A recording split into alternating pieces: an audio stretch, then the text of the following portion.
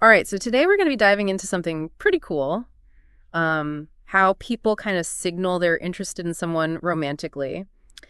And not like the big obvious things, more like the subtle stuff we don't even realize we're doing. We've got this video breaking down what they call the mysteries of love. And it's pretty wild how much we apparently communicate without even meaning to. It really is. We always think about like the big declarations and stuff, Yeah. but sometimes those tiny glances, the way you sit, even like how much you lean in, that's where the real story is, you know? Yeah, like when you make eye contact with someone for a little too long, and it's not because you're just zoning out. This video mentions a study from 2014 by this guy, Will Mott, and some other researchers. And they found that we actually fixate our eyes on things we want. It's like subconscious, kind of like how you stare at the dessert menu when you're starving. Or how you look at pictures of your family when you're homesick. It's like your body's saying, hey, I want that. Exactly. It's a basic instinct, really. Like deep down, something saying this is important. And when it comes to attraction, that kind of stare can be a big deal, even if the person doing the staring doesn't even realize what they're doing. That makes sense. But what about all the other body language stuff? Does that factor in too? Oh, absolutely. Our bodies are constantly sending out signals, even when we're saying something else entirely. Take leaning in, for example. You might be listening to someone talk about the most boring thing ever. But if you find yourself leaning towards them, it might mean you're interested on some level. You're closing the distance without even thinking about it, showing you're engaged and want to connect. So even if I'm pretending to be fascinated by someone's stamp collection, my body could be telling a whole different story. That's kind of sneaky. What else should we be looking for? Well, there's this idea of vulnerability. A study back in 1997 by Aaron and his team found that vulnerability is actually a key ingredient in making someone seem attractive. When we open up to someone, we're letting them see the real us, warts and all. And for whatever reason, that can be really appealing. Yeah, I can see how that builds trust and closeness. But how does that translate into body language? It often shows up as open postures. You know, when you feel comfortable around someone, you're more likely to uncross your arms, relax your shoulders, even mirror their posture. Like your body's saying, I'm chill with you, I trust you. Okay, so we've got eye contact, leaning in open posture. It's like all these subtle, almost instinctive things that show how interested you are. That's it. And there's another layer to this that's really cool. Mirroring. Have you ever noticed how couples sometimes start to act alike after being together for a while? Oh yeah, totally. But is that just a coincidence, or is there something more to it? It's definitely not random. It's this thing called mirroring, where we subconsciously copy the behavior of someone we like. Could be their posture, their hand gestures, even how fast they talk. So if I catch myself taking a sip of coffee at the same time as my crush, it's not just a thirst thing. Could be a sign. You're drawn to them. And when we like someone, we naturally want to be in sync with them. Mirroring's one way to do that, even if we're not aware of it. It's like saying, hey, we're on the same wavelength, without actually saying it. That's wild. It's like a secret language of attraction right under our noses. Exactly. And it doesn't just stop at physical stuff. It can be emotions, thoughts, even energy levels, you know? So like if I'm feeling super happy and energetic around someone and they start acting the same way, could that be a sign the feeling's mutual? It's definitely possible. When you vibe with someone on that level, it creates this strong connection, and you end up feeling even more attracted to them. It's like you're feeding off each other's good vibes, and it just amplifies the attraction. This is blowing my mind, and I bet our listeners are ready for more juicy details about these signs of attraction. What else did this video dig up? Well, they talked about something we all know is important, but maybe haven't thought about in this context: a genuine smile. It's not just being polite. Research back in 2008 by Montoya and others showed that a real heartfelt smile can be incredibly powerful. Yeah, you can always tell when someone's faking a smile versus when it's the real deal. But how's that tied to attraction? A real smile uses specific muscles that are really hard to fake. It shows warmth, openness, and yeah, you guess it, vulnerability. And those things can be super attractive. It's like a big flashing sign that says, hey, I'm approachable and I'm happy to see you. So next time someone flashes me a killer smile, I should check if it reaches their eyes. That's how you can tell if it's genuine, right? Exactly. A real smile lights up your whole face, including your eyes. Yeah. And it usually lasts a little longer, making it more memorable.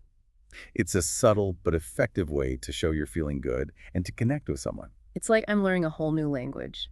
The language of smiles and glances and body movements. And speaking of body movements, what about physical touch? That's got to be a pretty clear sign, Oh, right? definitely. Even the tiniest touch can mean a lot.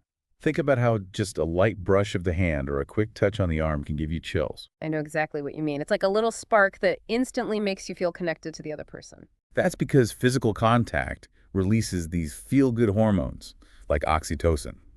Sometimes it's called the cuddle hormone because it's all about bonding and affection. So those little touches could be strategic moves to get the sparks flying. I'm seeing the world in a whole new light now. Maybe. Whether it's intentional or not, physical touch is a powerful way to communicate warmth, affection, and that you want to be close. It's a basic human need to feel connected through touch, and when it's someone you're attracted to, it can be super intense. This is making me wonder, are we all more perceptive to these subtle cues than we realize? I mean, do we pick up on these things without even thinking about it? It's a great question, and the answer is probably yes. A lot of our nonverbal communication happens subconsciously. We're always taking in little cues from our surroundings and the people around us, even if you don't realize it. So it's like our subconscious minds are busy decoding all these secret messages, while our conscious minds are off doing something else entirely. Exactly. It's like having a sixth sense for social dynamics. But here's the thing, the more aware we become of these signals, the better we get at understanding the unspoken language of attraction and building deeper connections with people. It's like sharpening a skill you already have, making it even more effective. I love that analogy. It's like we're unlocking a hidden superpower, the ability to read between the lines of human interaction. And speaking of reading between the lines, this video went beyond physical cues and smiles. It also explored the idea of effort and investment. What did it have to say about that? Well, it brought up a simple but profound truth. Actions speak louder than words. When it comes to attraction, the amount of effort someone puts in can be a big giveaway about their true feelings. So it's not just about sweet talk. It's about showing up, putting in the time, making the other person feel like they matter. Exactly. A 2010 study by Rhodes and others found that consistency is key.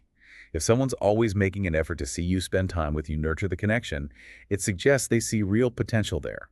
They're not just testing the waters, they're ready to dive in. So if someone's going out of their way to hang out with me, even when they're super busy, that's a good sign, right? Like they're saying, you're worth the effort. It definitely implies they're pretty interested. Yeah. After all, time is our most valuable resource, and when someone chooses to spend theirs with you, it says a lot. This is all so insightful. We've talked about eye contact, body language, smiles, mirroring.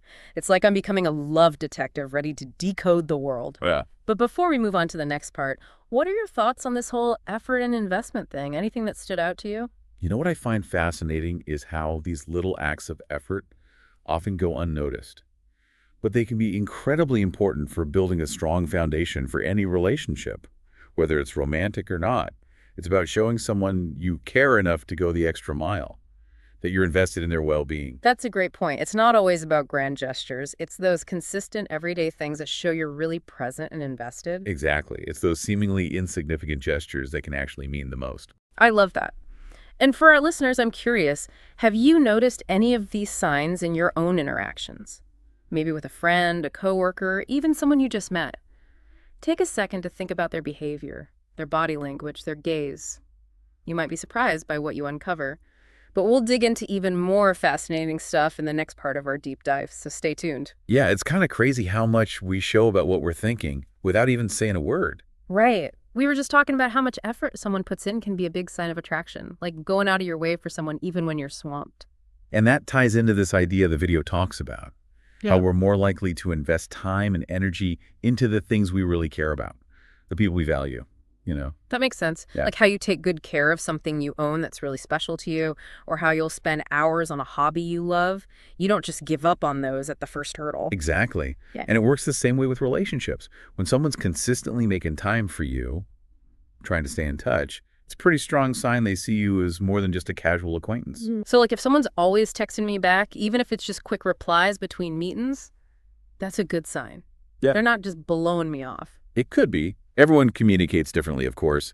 But yeah, that consistent effort, even in small ways, it shows they're thinking about you and want to keep that connection going. Okay, good to know. But what about those smaller gestures, the ones that aren't like big declarations, but more like everyday nice things? Those can tell you a lot, actually. The video used lend belongings as an example. Yeah. I might not seem like much, but there's a lot of trust involved in sharing something personal with someone you care about. So if someone's okay with lending me their favorite book, or that super comfy sweater they practically live in, it's not just about the object itself. Right. It creates a bond between you, like a shared experience. They're saying, I trust you enough to let you into my world, even if it's just this one small thing. Gotcha. Lending stuff, check. Now, we talked about mirroring before, but I feel like there's more to it. It still seems so weird that we'd copy someone we're into without even realizing it. It's a pretty wild phenomenon and goes beyond just copy and gestures. It can be more subtle, like matching someone's energy or even how fast they talk. Wait, so if I'm talking a mile a minute, all excited, and the person I'm with starts doing the same, could that be more than them just getting caught up in the conversation? Maybe. When we're attracted to someone, we often unconsciously try to sync up with them. Right. It creates that sense of harmony and understanding, which can make the connection even stronger. So mirroring isn't just a sign of attraction. It can actually make the attraction even stronger. That's like a positive feedback loop. Exactly. It's like a dance where you're both instinctively reacting to each other's moves, creating this flow and connection. This is making me look at my interactions with people in a whole new way. Like I'm going to be super aware of every little thing now. Well, it's not about overthinking every single interaction. More like just becoming more tuned into those little nuances that can tell you so much about how people feel. Right. It's like we've got this secret decoder for human behavior. But we don't want to get too hung up on deciphering every little signal. It's all about context. What might mean attraction in one situation could mean something totally different in another. Okay, good point. So it's more about looking at the big picture, not just focusing on one tiny thing. But speaking of tiny things, what about those stolen glances we talked about earlier? The video seemed to really emphasize eye contact. Is there more to it than just a quick moment of attraction? Oh, for sure. They brought up a really interesting point about oxytocin. That's sometimes called the love hormone because it's released when we feel close to someone, when we bond. Oh, yeah, I've heard of that. Isn't that the same hormone that gets released when you're cuddling and, other stuff? Exactly. And here's the cool part. Oxytocin actually makes us want to hold eye contact longer. So if you find yourself locked in this deep gaze with someone, it could be that your brains are both flooded with oxytocin, strengthening that bond between you. Hold on, so it's not just me being drawn to their gorgeous eyes. It's like a chemical reaction happening in both our brains. That's crazy. It really shows how our biology and our emotions work together to create those special moments of connection. Okay, I gotta ask, because now I'm really curious. Have you ever experienced this oxytocin-fueled eye contact thing, like in a romantic situation? Let's just say I've definitely had those times where I felt super connected to someone. And yeah, eye contact played a big part. It's like everything else just disappears and you're completely focused on that person. Wow, that sounds really intense. It's like a glimpse into what real intimacy and connection feel like. It's those moments that remind us just how beautiful and complex human interaction can be. This whole conversation is making me think about those classic romance movies where the couple sees each other across a crowded room and it's like the world stops. Is there actually some truth to those cheesy scenes? There might be more to it than we think. Our brains are wired to look for connection. And those intense moments of eye contact can trigger all these chemicals that make us feel attracted and bonded and even kind of euphoric. It's like our bodies are trying to bring us closer to the people who make our hearts race. This is blowing my mind. We started with simple glances and smiles, and now we're talking about hormones and brain chemistry.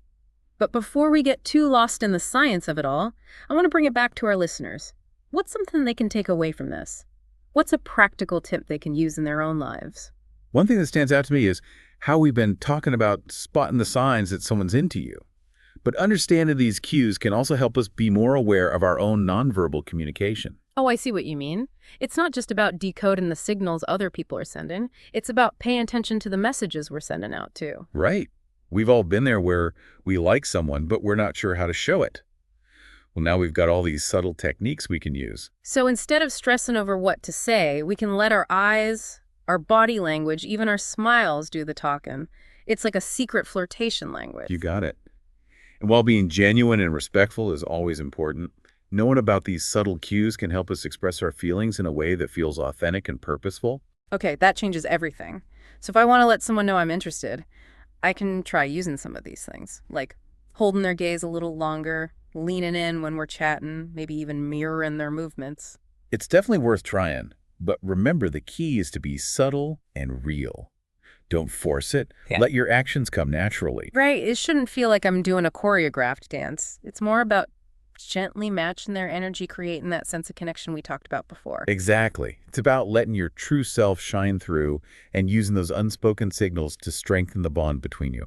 This is incredible, and I'm sure our listeners are feeling inspired to put all this new knowledge into action.